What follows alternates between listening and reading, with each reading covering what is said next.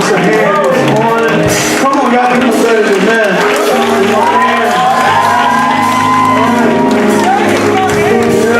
I don't want to be around no scared folks scared to praise God. Because that's what we came to do, is to praise God. Anybody scared?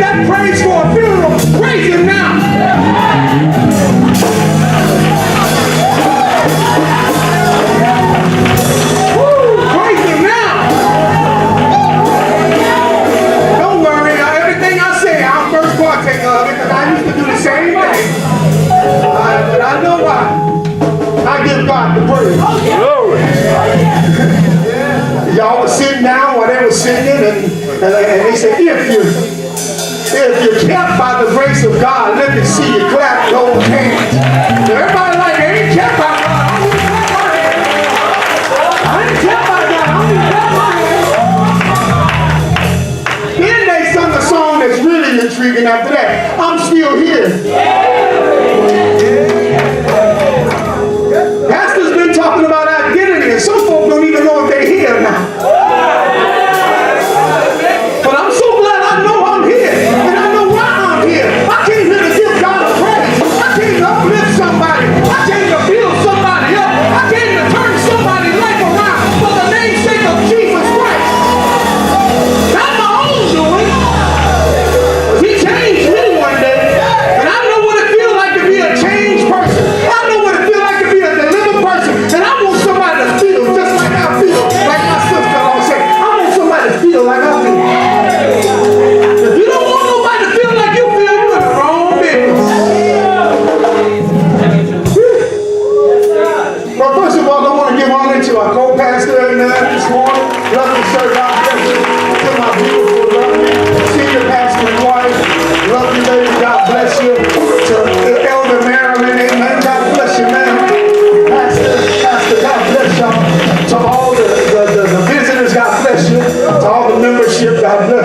musicians, God bless you. The ushers, God bless you. I'm so full today, but I'm so empty.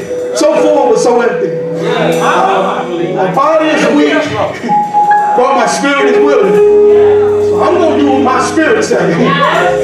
I tell you what, just tell you a little story. Whenever you're praying for something, and you believe in something to come to pass, and I'm talking about you're really, really praying, and you're really, really believing for something to come to pass, and you feel like you've been left out, but you're still waiting on that thing. I just want to encourage somebody with this.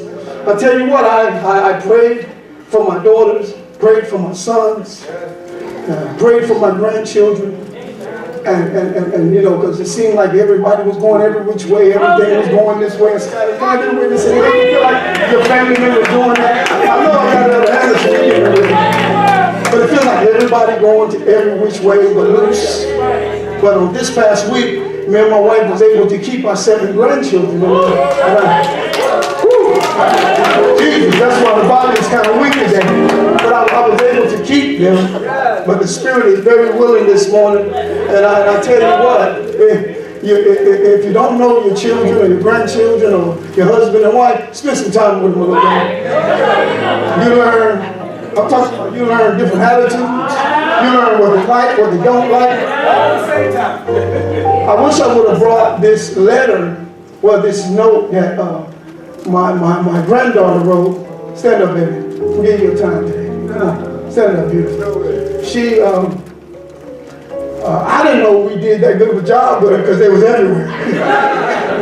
But she wrote us a letter, and my wife didn't even let me read it. I had to read it this morning. I saw it on the desk, so I said, let me be nosy. It's for my granddaughter.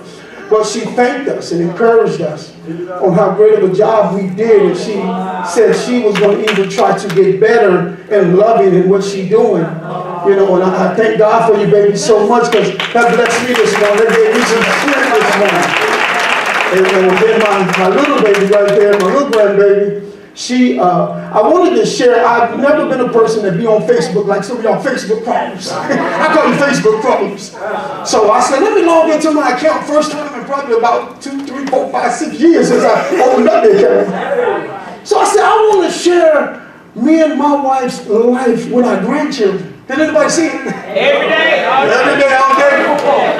Everybody see it. So I wanted everybody to see it inside of the pastor's life with their grandchildren. And so they was everywhere. I tell you, they was everywhere. So on this particular day, let me tell y'all this. I want to bless somebody with this. On this particular day, I got, last Sunday, thank y'all so much for the birthday gifts last Sunday. Thank you for the cars, the balloons, and all of that. The kids want to bust the balloons and they want to do all that. But anyway, it was wild. But anyway, it was one, I believe, afternoon we was getting ready to go to one of the places. I think it was Fun or someone who was going to take the grandkids. And one of my grandsons, he was helping the other one lock his seatbelt over his car seat. And he looked at me and he said, Granddad, I can't get this darn. I said, why don't you cut his seatbelt? He needs to learn how to buckle his own seatbelt. He needs to learn how to buckle his own seatbelt, Granddaddy. I'm just, my hands hurt. I looked back and I said, okay, move, I get it. So I reached over and over him and tried to lock the car seat in it. And then my grandson, Kyrie, he said, what's that smell?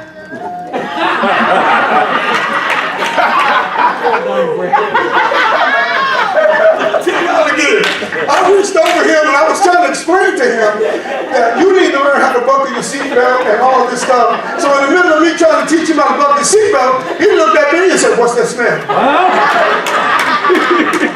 Oh my God. I said, I wanted to ask him, is the smell good or is the smell bad? He just busted out, what's that smell? He left me clueless. He left me thinking. You know, kids say the darndest things. They'll hurt your feelings if they'll hold it down. He's only 4 years old, right? He's only 4. And everybody coming to the house, what's that smell? What's that smell? What's that smell? Because he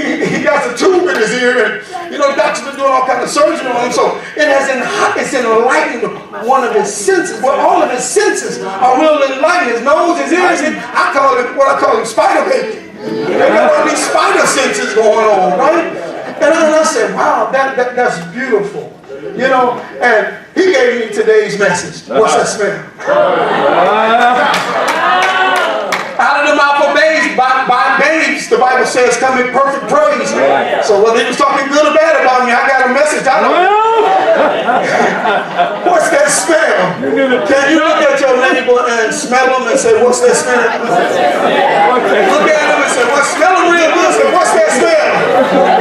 And on the top end of the message is, that smell is mercy. I got some new toes. Yeah. What's that smell? Look at him and say, mercy. That's what we're going to talk about today. It's mercy. We're going to talk about mercy today. Because my little grandson didn't have no mercy on me. It'll make you free. I guess it was kind of mercy because he didn't hurt my feelings real bad and say, Granddaddy, what's that smell? Or he could have helped my nerves and said, my heart and said, Granddaddy, what's that smell? It smells good.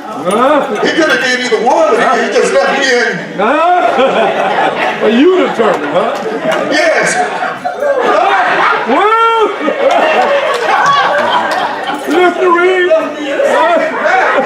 Y'all get so serious. You're already pretty and looking good today. It's okay to laugh. Because I just cracked up. I was laughing at him.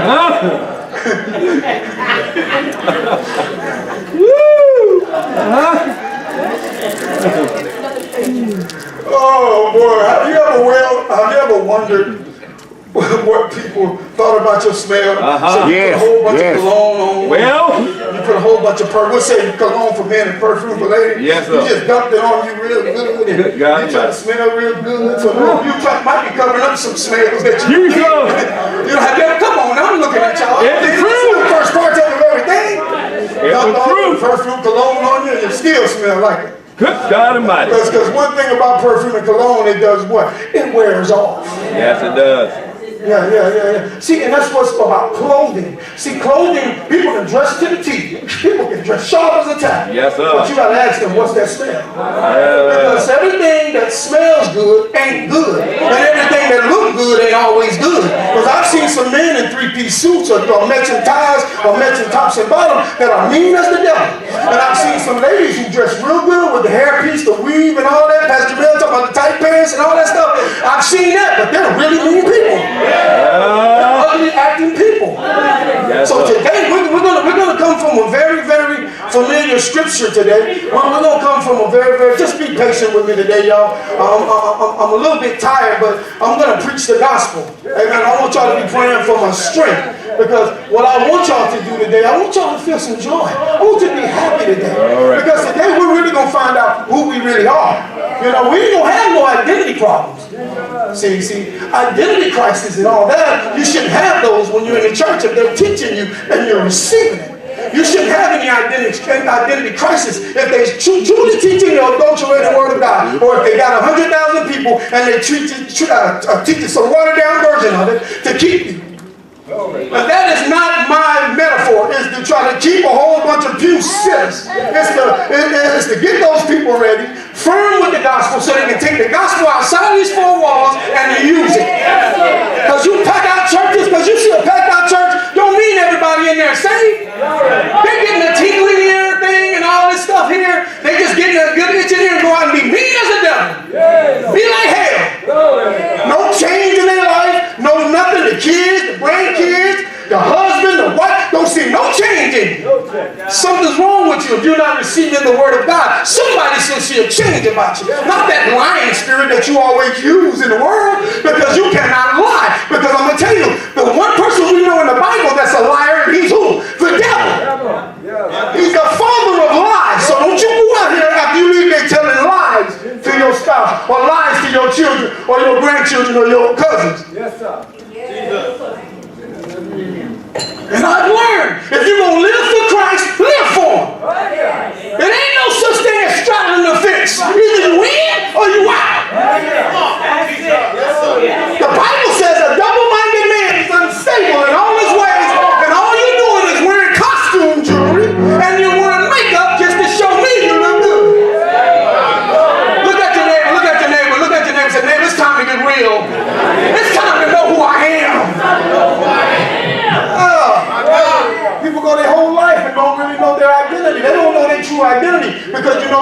They're in church one minute, they're out of church, they're in church, they're out of church. See, as long as you're out, you start thinking of those things back in the day, you start drifting backwards. As long as you stay away from the Word of God, because you ain't going home watching TV checks, you ain't going home and praying in your prayer closet, you just staying there. You're going to stay there, then when you come back, you sit in the back because you don't want nobody to know. Jesus, help us right now. Why not? I ask people, why not come sit in the front if you miss 4 or 5 days? I want to feel the Spirit of God. I want to know what God has for me. I'm not picking on y'all sitting in the back, so I'm just, using that as an example. But I want you to know today, turn the Bibles to Luke. Very familiar story. It's a very, very familiar story. Luke chapter 10. Luke chapter 10. Let me see where I want to start. Okay, I'll start at verse 25. Matter of fact, I'll let my reader read for me today because I want to get you out here as soon as possible, quick. It's the 4th of July weekend. Happy holidays. Happy 4th of July to everyone. Amen. Because it falls on a Tuesday, so happy 4th of July to you all, to your families. I just want to thank you. A lot of folks went out of town this week, so just pray for their safe return. Their traveling mercies. I thank God so much for Him protecting us and just leading us and guiding us every time we get in those dangerous vehicles. It may not be our vehicle, but it could be somebody else's on the road that's dangerous. So I thank God for each and every one of you, and I pray that you have a speedy travel. If you're going out of town today or Monday and trying to get to your destination Tuesday, please don't drink and drive. It's not good for you. Okay? Don't sleep and drive. Get enough sleep before you go. Come on, church got to tell you first. We don't want to see you on the news. You done had a 5-car pileup because one eye closed. The other one couldn't comprehend because you got to be careful, okay? Be careful this weekend. Please be careful. Fireworks, if you're shooting them or popping them or blowing them, please do not blow your fingers off, your hands and stuff. Be safe with it, amen? Because I know we do it. We like to celebrate in some of our own ways, but I just want to touch on that way and try to help some of the children and some of the adults that's doing the fireworks. And please make sure to keep your eyes covered and protected, amen, from all harm, hurt, or danger, that you could be encountered. All right, we're going to start with the Word of God on verse 25. Luke chapter 10, verse 25, which is a very familiar scripture here. It's a very familiar book, a very familiar story. And I just want you to know that this story, and I'm going to ask you a question like Jesus asked this man a question after, he done what he did. Because in Jesus' days, you always had hypocrites that actually thought they were really smart and they knew the Word of God. They was really amped and smart with the Word of God. He dealt with lawyers. He dealt with doctors. He dealt with all kind of people who thought they was really, really smart. And they was educated in the word that they spoke of, but none of them lived. Yes, sir. Well, majority of them. Let me say, but majority of them never lived the word. They never lived the word. Come on, let me read. Let's read. Monica, you start at 25. Go ahead. And behold, a certain lawyer stood up and tempted him, saying, Master, what shall I do to inherit eternal life? He said to him, What is written in the law? How read you? And he answered, saying, You shall love the Lord your God with all your heart, with all your soul, with all your strength, with all your mind, and your neighbor as yourself. And he said to him, You have answered right. This do, and you shall live. But he, willing to justify himself, said to Jesus, And who is my neighbor? And Jesus answered, saying, A certain man went down from Jerusalem to Jericho, and fell among thieves, which stripped him of his raiment, and wounded him, and departed, leaving him half dead. And by chance there came down a certain priest that way, and when he saw him, he passed by on the other side. And likewise, a Levite, when he was at the place, came and looked on him, and passed by on the other side. But a certain Samaritan, as he journeyed, came where he was, and when he saw him, he had compassion on him, and went to him, and bound up his wounds, pouring in oils and wine, and set him on his own beast, and brought him to an inn, and took care of him. And on the morrow, when he departed, he took out 2 pence, and gave them to the host, and said to him, Take care of him, and whatsoever you spend more, When I come again, I will repay you. Which now of these three think you was neighbor to him that fell among the thieves? And he said, It's the last one. Go ahead. he that showed mercy on him.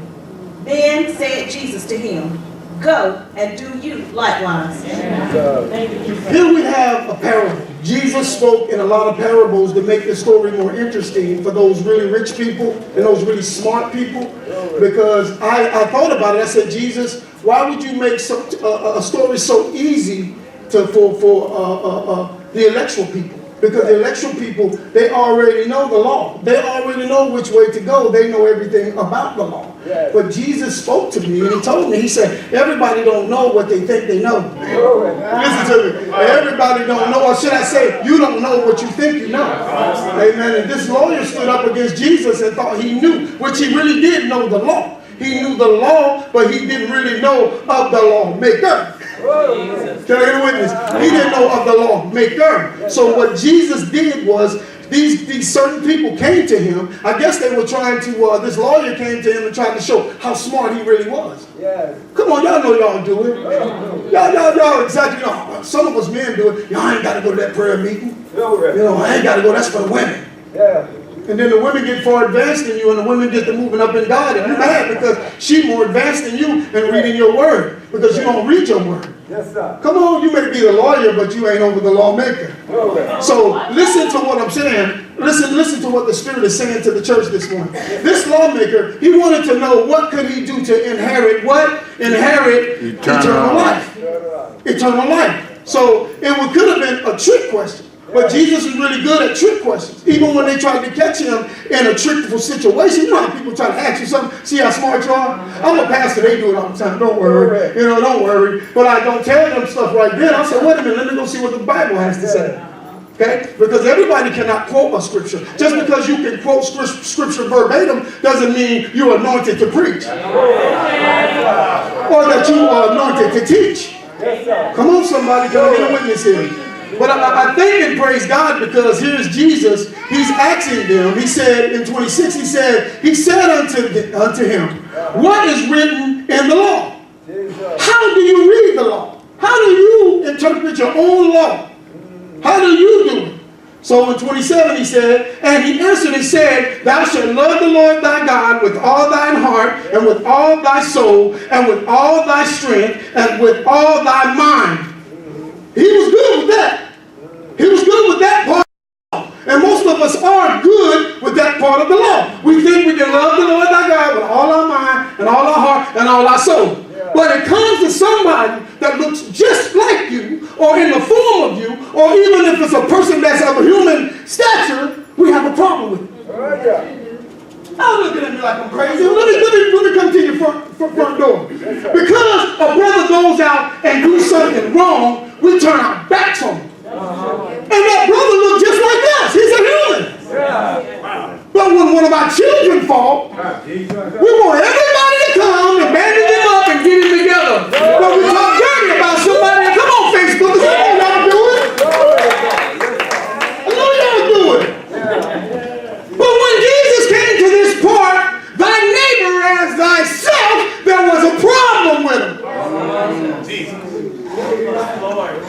Lord, help us not to fall. I'm serious. Help us not to fall, because all you want to do is mock at us. Let me tell you what they did, though. Show you. Listen. 28. And he said unto him, thou hast answered it right. Yes. This do, and thou shalt live. But that was not good enough for them. Not good enough. Not at all.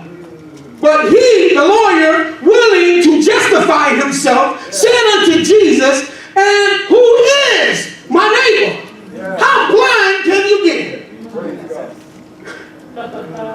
How blind can you get? He wants to trick Jesus and ask Jesus, who is my neighbor? Who is my neighbor? So Jesus began to tell a parable, an easy story for this smart guy who wants to know who his neighbor is. I guess he lives on another planet, so he don't have any neighbors. Come on, he don't have nobody he know. He don't have no house near him. He don't have nothing going on. He wants to know who his neighbor is. So once he wants to find out who his neighbor is, Jesus began to tell a story. about a certain man from Jericho, from Jerusalem. He traveled to Jericho, and he fell amongst thieves, and 3 thieves stripped him of his remnant, and wounded him, and departed, leaving him half dead. And by chance, there came down a certain priest that way, and when he saw him, he passed by on the other side. The priest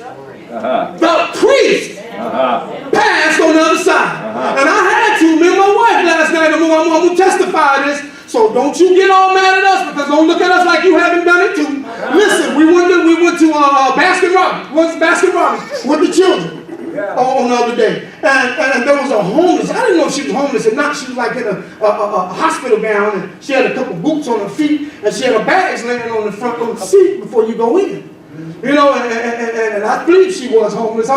She was real nasty looking. She was real dirty looking. And I just glanced over at her and didn't pay no attention to her, kept walking in. So we sat down, we got our ice cream. And, when we got home late last night, my wife began to tell me about it. We sat down after we got all the kids off to their mamas and daddies. Thank you, Jesus. So me and my wife, we sat down, and my wife just busted out like this. My wife just busted out like, I feel bad.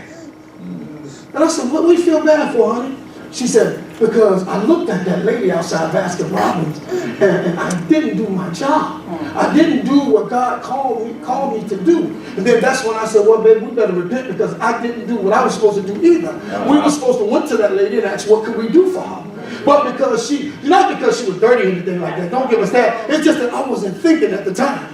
You know, and my wife, she was looking at her, and it kind of vexed our spirits all night last night, where we couldn't even hardly sleep, because we didn't do what we're supposed to do, our Christ-like duties.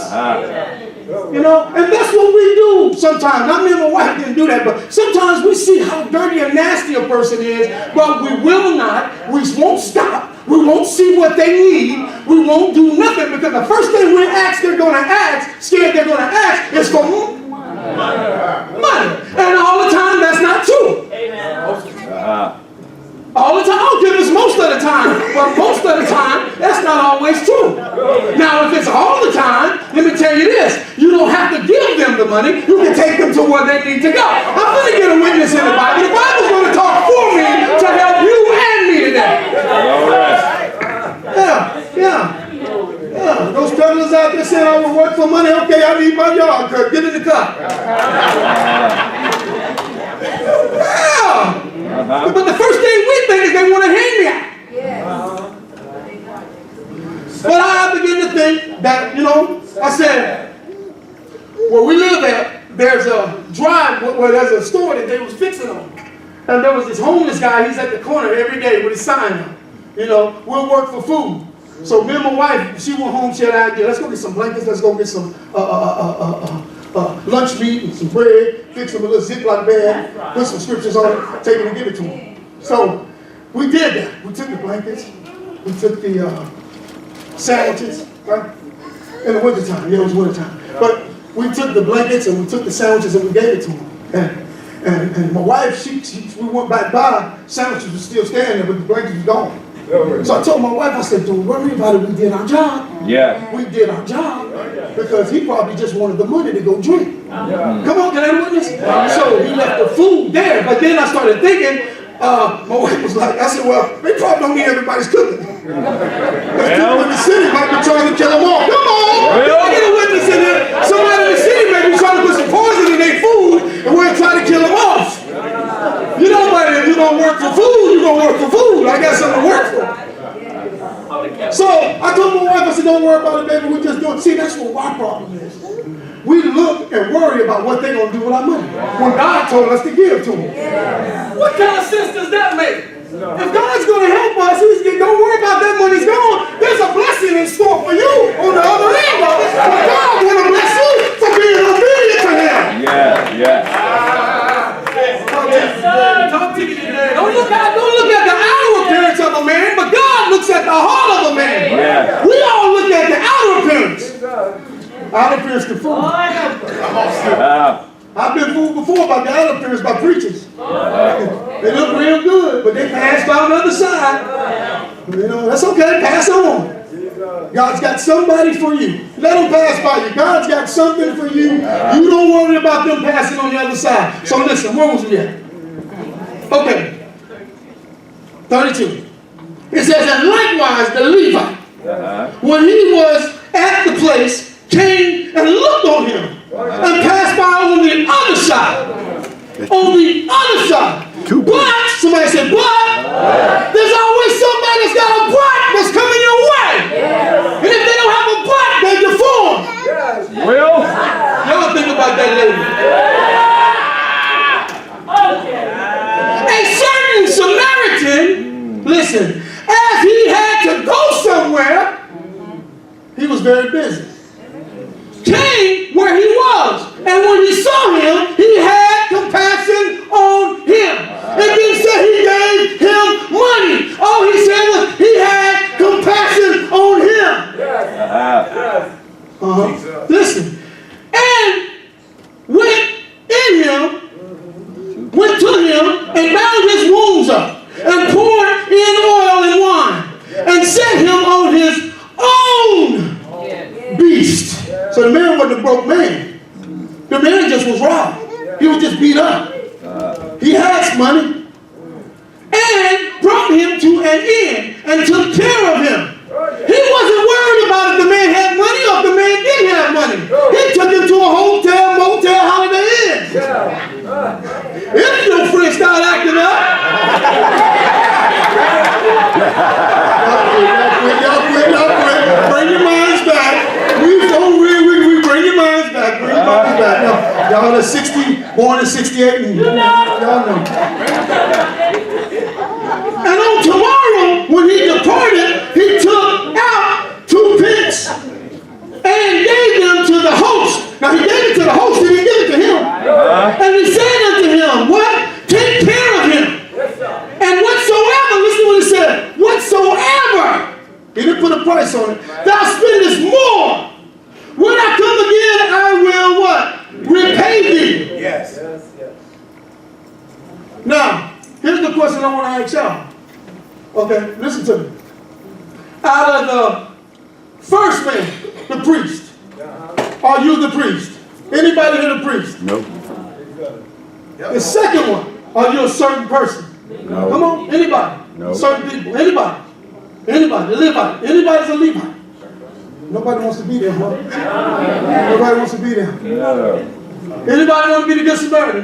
Anybody? Y'all act like y'all is a trick question or something. It's not a trick question. Anybody want to be the good Samaritan? Because they name things after the Good Samaritan. That Good Samaritan first, but you got to go right and fill out all these applications. Come on, FDC people. Y'all know how they try to treat you. You got to fill out this whole list of paper. Wait a month. We were talking about the other day. You got to wait a long time to do this. But God had somebody here that was an instant blessing to this man. This Samaritan was an instant blessing to this man. Now let me tell you why this man was an instant blessing to this man. Because this man had compassion. He knew what compassion was. And let me help y'all out. Nobody wants to be that man that's been stripped, beat, and robbed. None of y'all want to be that dude. But some of you have been like that. I'm talking about, listen, let me flip the script on you a little bit. Some of you have been robbed by Satan. Some of the devil has attacked your mind with pornography. Some of you have alcohol problems. Some of you have issues. Some of your husbands wouldn't come home and you had an issue with that. Some of them fell back on drug addict, but you had to stay in there. You had to hang on to God's unchanging hand. Glory. Some of you have been robbed. Some of you have been robbed by the thief that steals, kills, and destroys. Some of you have been hurt. Some of you have been busted and disgusted where people won't trust you. But guess what? God got a good Samaritan that's coming your way. You hold on to God's unchanging hand. Because I'm going to tell you, here's what happened. God is in this story, the Good Samaritan is Jesus. Yeah, the Good Samaritan is Jesus. While everybody else passing on the other sides of you, Jesus said, I will never leave you nor forsake you. You know, even if you make your bed in hell, can I get a witness in here? He said he'll be there. He's a very present help in the time of your trouble. Which of these men smell good? Which of them smell good? That Samaritan. The mercy of God that God had upon this man's life, that they left him happy. You need to look at down on your feet and you said, devil, look down. Say, devil, you shouldn't kill me when you had the chance. But I done heard the gospel. I done heard the good news. He ain't no use saving, but I will trust in God. You might walk out on me, but God will never walk out on me. Come on, tell the devil. Tell the devil. Let him know. You tricked me first time, but you can't get me this time. You won't get me this time. And what has happened is God has mercy on those who we don't think he has mercy on. Yeah. He has mercy on people you don't even realize he has mercy on. Yeah. God has kept, some of us have messed up in our relationships with our wives or with our husbands. But we ought to thank God for that compassion and that mercy that he had upon our lives. Yeah, thank him for his mercy, because his mercy endureth forever. In 2 Samuel, verse 24 and 14, David said to Gad, which is Gad was one of the groups, one of the tribes. He said, I am indeed distressed. Let us fall into the hands of the Lord, for his mercy is great. But do not let him fall into the hands of human. See, there's something about falling into hands of human that they will not have any mercy on you. But if you fall in love in the arms of Jesus, in the hands of Jesus, he said, yo, listen to me, y'all. Yo, listen to God. Yo, listen to God. He forgives you. He'll forgive you. Man won't forgive you. Man will put you in jail. Man will talk about you. Man will despise your name. Man will disgrace you. But God will always love you, no matter how long you go. That's wrong. God will bring you back up. Yeah, he'll bring you back up. That's okay. I see that smell. I see that look on your face. That's all right. He said he'll wipe every tear off your eye. Yes, he will. Yes, he will. I've learned, church.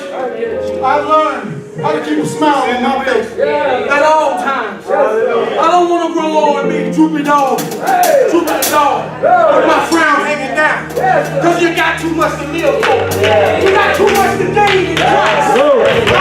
You got too much to make in Christ. Do not give up. Don't give up. He's got that man waiting on you. You're worth Jesus away from your miracle. One and only Jesus away from your miracle. Don't worry about the ones that left you, that passed on the other side. See, the priest wasn't no good anyway. Half of the preachers ain't gonna stop and give you nothing anyway. You listen to me. Half of them won't. But there's some that will. Some of them will leave. Trust me. Some will leave. When our overseer passed away, they left us. But God, thank you, Jesus. Because God said he'll never leave. Never left us. Never forsake. The Levite came back just to see what was going on.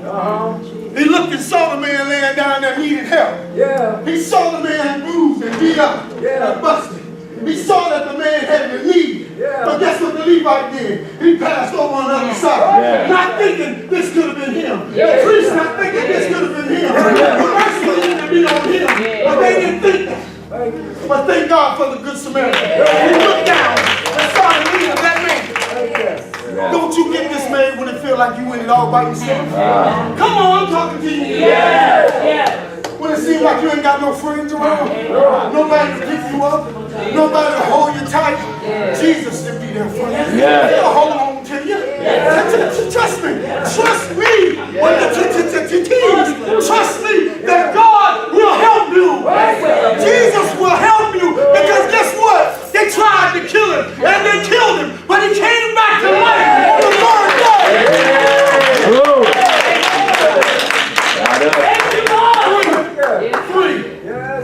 He came back on the third day. Yes, sir. Yeah, there's 3 people that looked at this man down. Yes, sir.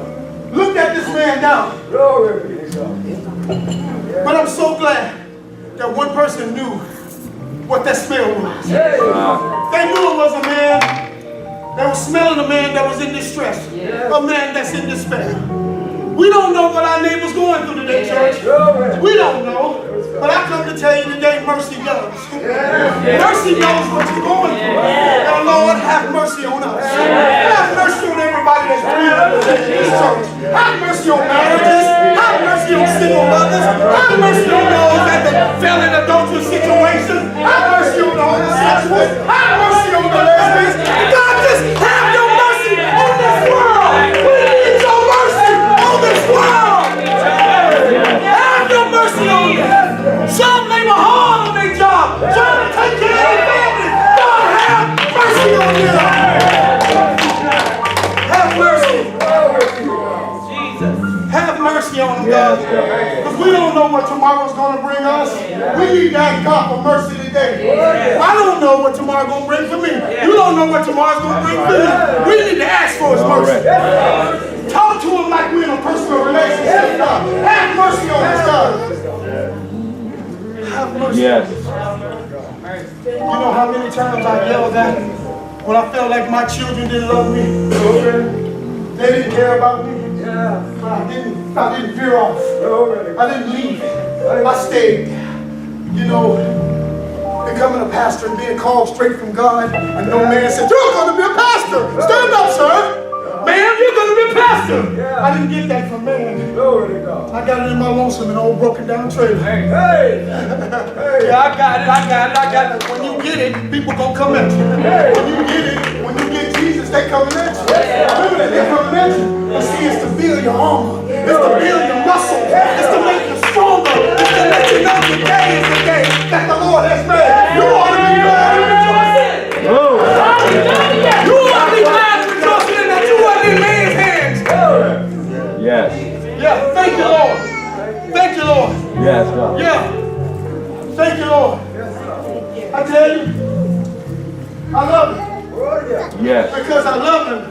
Not because what He has done for me, but I look for Him to do for others. I look for somebody to get a good Samaritan in their life.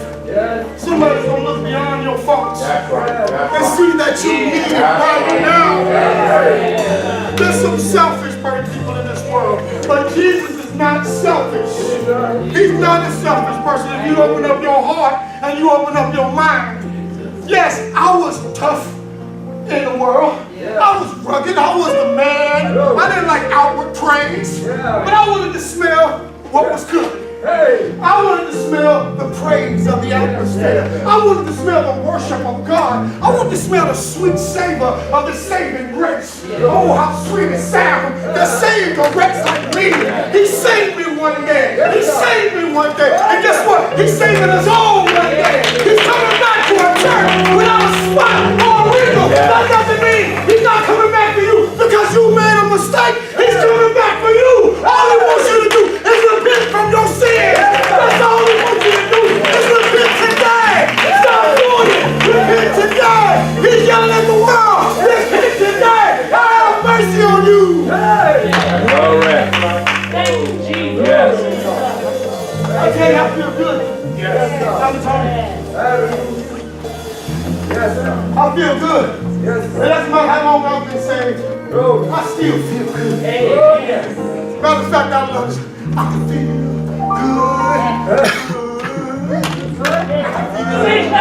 Down in my soul. Every time I think about Jesus, I feel good. Come on, I feel good. Good. I feel good down in my soul. Every time I think about Jesus, makes me feel good. Oh, I feel good.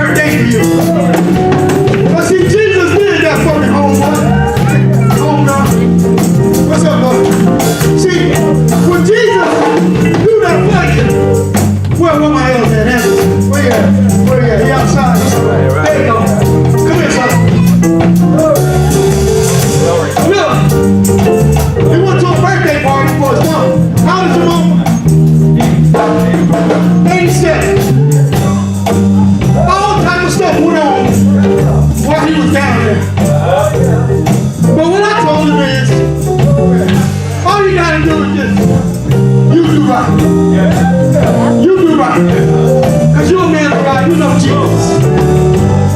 And see, that's what we need to do. Let our light so shine amongst men so they can see God's glory. Yeah. Got a bunch of drinkers in my family, no smokers and all that. But I let my light shine. I treat them like a good Samaritan would do. Pick them up, bandage them up, tell them no matter what you do. Or no matter what you do. When you grab them like that, you tell them, they look at you shocked. You see me with this in my hand, you still love me? I said, I didn't get that from myself, I got that from my Savior. Because he loves you. All he wants you to do is just give him a lifetime. There's one thing about Jesus, he's the same. I don't care what nobody else in here do. He's the same. In Philippians, read it. He's the same today, yesterday, and forever. None of us can change his love for you. I don't care what you do. Or how far you think you can go down. He loves you with stretched out arms. And he's waiting for you to come home. I love the Lord. Because he heard my cry one day. And I want to tell you today, that song never gets old to me. Because when I'm going through struggles down there, I just have to sing myself happy. Have you ever sung yourself happy? You're so depressed, you're so down, you don't even know the words of half of the song, but you know the good parts of it. That's me. Not a singer, but I can say, I feel good. I feel good down in my soul. Every time I think about Jesus. Listen, people when I think about it, they hurt my heart. But every time I think about Jesus, it takes everything a person done to me, everything that's being done in the world, I feel good. It takes that away.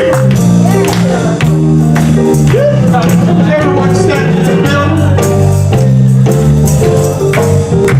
I don't know how good you feel about yourself, but I want you to know Jesus feels real good about you. He loves you so much. He loves you so much. Don't you get down, son. He loves you. In spite of the mistakes, man, he loves you. He loves your whole family. He loves your whole generation. It's that if people can get that, even the one that's struggling with problems, that Jesus loves you too, and you stop hating on them and stop fussing about them and stop talking about them and just pray for them, this world will be a big whole difference. But we want to talk about it. Like that man, when other priests crossed over, we want to talk, man, they ugly, they don't drug, they don't drink, they prostitute, they ugly, they nasty. Why don't you be the good Samaritan? Why don't you be the good Samaritan today? Why don't every time you think about Jesus make you feel good? When it's not about you, but it's about Jesus. Grab your neighbor's hand when you're waiting.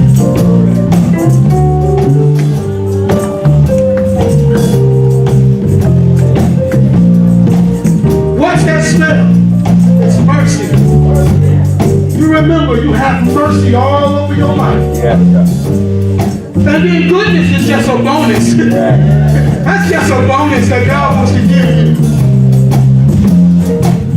Look at your neighbor and say, neighbor, what's that smell? Mercy. Tell him, mercy got you, man. Mercy got you, man.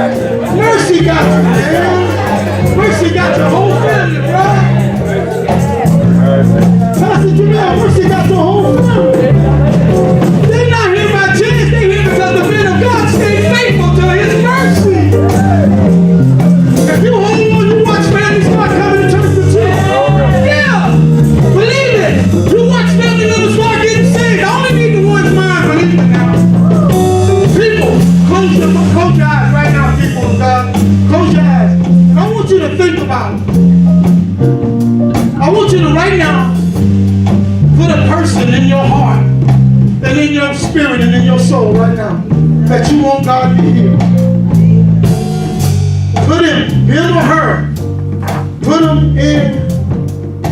spirit right now. Think about it. Even if it's yourself today, even if it's yourself today, you want yourself saved.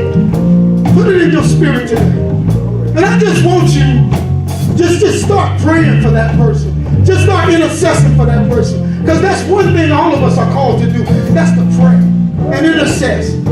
Come on, pray. Start praying for that person. Praying for those people. Start praying from the heart. If you don't feel like you want to be selfish, pray for them. If you feel like you want to be selfish and you need it, pray for them. Come on, pray. You ain't got to pray out loud. You ain't got to say no tongues, speak in tongues and that. Just pray for them. Talk to God like you talk in your normal voice. Just talk to them. Just say, God, help them.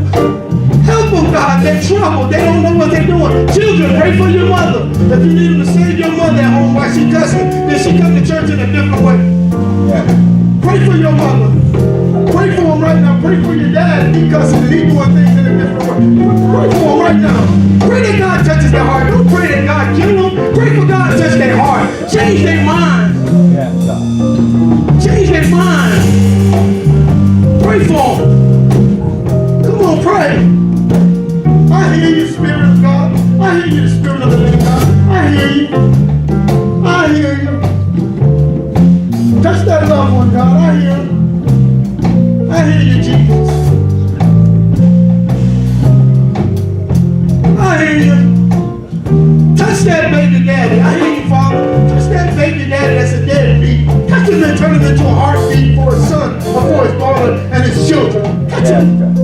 I hear you. I hear you, Holy Spirit. That deadbeat mother. That long lost relationship of mother and father, or sister and father, or brother and father. Touch him right now, God.